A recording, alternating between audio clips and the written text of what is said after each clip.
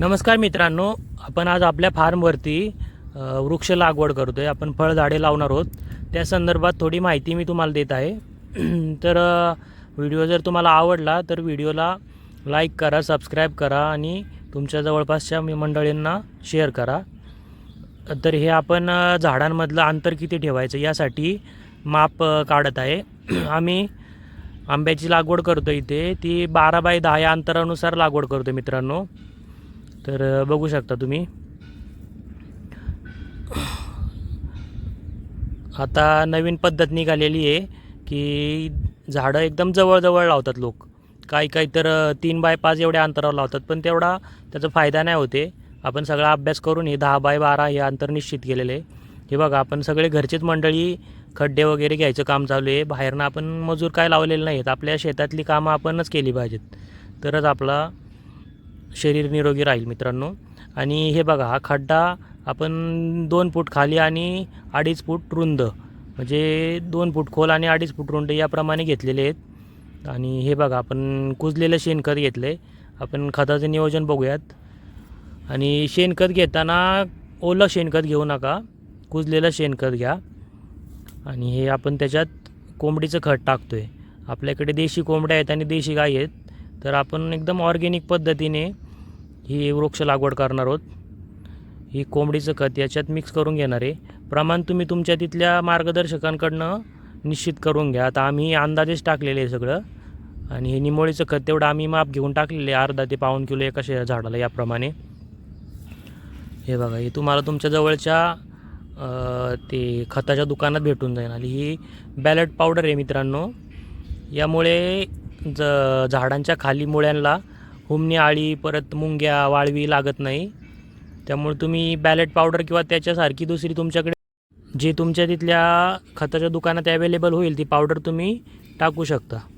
आपण या खताचं निमोळीचं माप घेऊन टाकतो आहे. आपल्याला अंदाजे टाकायचं नाही आहे, एकदम माप घेऊन टाकायचं आहे, म्हणून वजन काट्यावरती मोजून घेतो आहे. आणि आपण आता हे एका भांड्यात काढून घेणार आहे मी, ज्याच्यात एवढं परफेक्ट बसेल. मग त्या हिशोबानेच सगळ्या झाडांना एकाच भांड्याने टाकणार आहे. बघा, ही बॅलेट पावडर जी आहे मित्रांनो, ती खड्ड्याच्या एकदम खालच्या बाजूला टाकायची आहे, जेव्हा आपण खत टाकणार नाही होत तेव्हा. त्याच्यानंतर आहे ना, खड्ड्यात आहे ना चारी बाजूनी व्यवस्थित हे निमोळीचं खत आहे ना, हे टाकून घ्यायचं आपल्याला.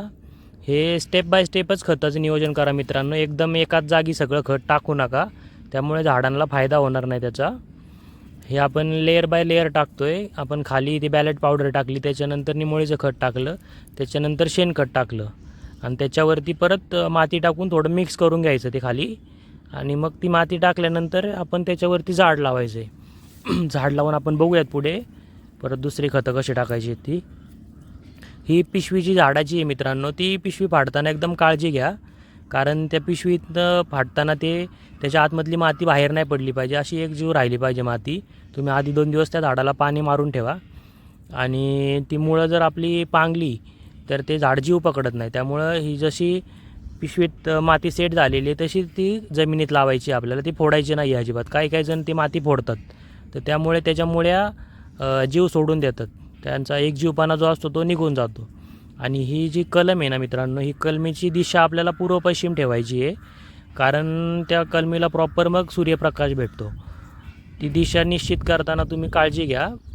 आणि त्या दिशेप्रमाणे ती कलम पूर्व पश्चिम या दिशेला लावा. जसं पूर्व पश्चिमला कलम असेल अशाच पद्धतीने झाडं तुम्ही लावा. भले वाकडे तिकडे लागू त्या झाडे, पण ते कलमाच्या हिशोबानेच तुम्ही पूर्व पश्चिम दिशा ठरवा. आणि त्यानंतर परत आपण झाड लावल्यानंतर त्याच्यात निमोळीचं खत टाकलं वरनं, आणि परत शेणखत, आणि मग शेवटला ती बॅलेट पावडर टाकली वरच्या साईडला. म्हणजे 3 लेअरमध्ये ती बॅलेट पावडर टाकायची आपल्याला, एकदम तळाला आणि मध्ये झाडाच्या आणि एकदम वरच्या बाजूला पण. या हिशोबाने तुम्ही ती बॅलेट पावडर टाका, त्याचे खूप फायदे होतात. नाहीतर मग कोणती तरी कीटकनाशक पावडर जी काय असेल तुमच्याकडे भेटेल ती तुम्ही टाकू शकता. आणि ही माती आपण जेव्हा झाडाला टाकतो तेव्हा परत ते झाड माती पायाने चेपून घ्या, कारण आपल्याला झाडाची मुळे उघडी ठेवायची नाहीत. नाहीतर काय होतं, अशी झाडं आपण जर माती चेपली नाही तर माती भुसभुशीतच राहते ती, आणि खाली आपण जेव्हा पाणी टाकतो तेव्हा ती खाली दबली जाते. हे बघू शकता आपण. परत हे कलम व्यवस्थित दुसरं झाड लावतो आहे. त्याचंसुद्धा कलमाचं माप पूर्व पश्चिम घेऊनच लावतो आहे दिशा. आणि जर तुम्हाला झाडात काही बुरशीजन्य दिसलं खाली मुळांमध्ये, आमच्या इथं आली होती 1-2 झाडं, मी काय ते घेतलं नाही त्या व्हिडिओमध्ये, तर त्याला बुरशी वगैरे जर दिसत असेल तुम्हाला झाडांना, तर ती झाडे लावू नका. लावताना कोणाला तरी मार्गदर्शन घेऊन मग लावा. नाही तर मग ती झाडं लावली ना बुरशीजन्य, तर ती बुरशी खालनं झाडाला मारून टाकते, ते झाड काही येत नाही परत. आणि दुसरी गोष्ट म्हणजे आपण पुढच्या व्हिडिओमध्ये बघूयात की नर्सरीतनं झाडं घेताना कशा प्रकारे झाडं निवडायची आणि त्या झाडांवरती नर्सरीमध्येच कोणते कोणते रोग भेटतात. म्हणजे नर्सरीमध्ये असताना काही काही रोग असतात 2-3 प्रकारचे, जसं की डिंक्या रोग झाला, परत अजून एक असतो तो रोग. मी तुम्हाला पुढच्या व्हिडिओमध्ये सगळं सविस्तर व्हिडिओ बनवूयात आपण त्याबद्दल. आणि ही माती व्यवस्थित तुम्ही टाकून घ्या प्रत्येक झाडांना.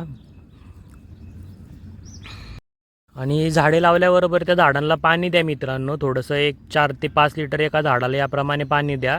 आणि झाडाला जी तुम्ही काठी बांधणार आहेत ती काठी मजबूत बांधा. त्या नर्सरीतनं ज्या काठ्या आल्यात त्या काठ्यांच्या भरोश्यावर राहू नका. काठी थोडं झाडाच्या मुळीपासून लांब बांधा. आणि काठी जी बांधणार आहेत ती 2.5 ते 3 फूटच बांधा मित्रांनो, त्याच्यापेक्षा मोठी हाईटची नका बांधू. आणि हे बघू शकता तुम्ही, हे कलम जे आहे ना ते मातीच्या वरती राहायला पाहिजे, ते मातीच्या खाली नाही गेलं पाहिजे, नाही तर तुमचं झाड दगावू शकतं, त्याला सूर्यप्रकाश भेटायला लागतो. आणि हे बघा, ही काठी 2.5 ते 3 फूटच राहिली पाहिजे. त्याच्यापेक्षा जास्त जर मोठी बांधली तुम्ही तर झाडाची ताकद कमी होते, नंतर झाडाचं खोड नाजूक राहतं.